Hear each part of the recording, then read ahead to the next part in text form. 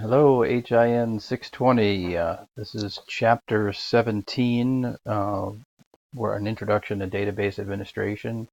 And when I first read the chapter, I thought, oh yeah, that's pretty easy. And then I tried to actually do it myself of setting up the logging, which is, I guess, one of the most important parts of this chapter. And wow, what a incredible pain in the butt that was. So I'm going to show you how I did it because I tried to do it what I thought was the easy way, and that just simply didn't work. So the easy way was to, once you've loaded up Workbench, to click on the options file link over in this instance section and click on the logging, and then sort of do your best to figure out which things you wanted to enable in here within the logging section, the general, the binary, errors, all that kind of stuff. And that just didn't work so well. The answers were confusing. The way of setting up the actual file name just didn't seem straightforward, and for me anyway, it just plain didn't work. So I will go to the alternate way of doing it, which is usually not my preferred way, but when you can't get anything else to work, why not go for this? So what I did was find the MySQL server directory, and I'm using Windows, so that's what I'm going to use as an example. But this is where the MySQL server program data is installed, and there's a configuration file called myini, and when you open that up, you'll see a section for logging and a section for binary logging. And here's where you just want to type in stuff manually.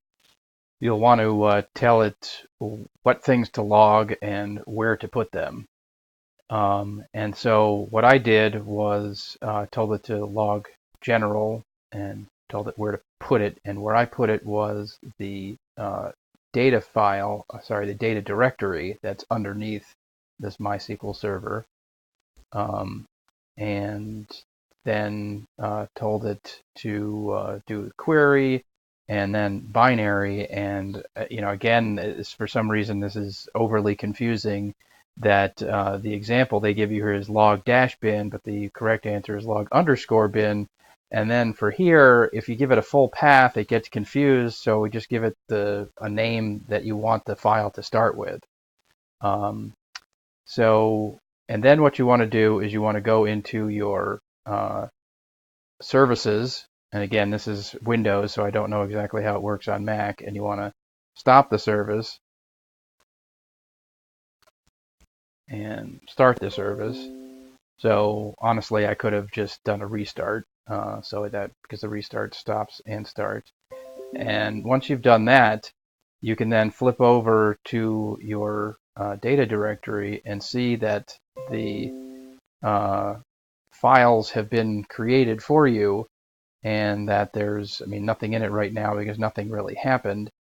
And you'll see the binary log, the binary log files were created. There's an index file that points to all the other files, and then each file ends with a number, and that number increments as it fills that file and moves on to the next one.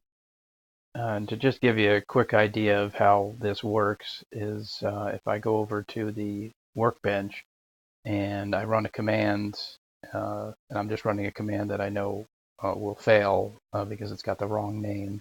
And so I run that, and you can see it fails down here. And then if you go over to the where the log files are and look at the general file and search for vendors X, you'll see that command is logged in there.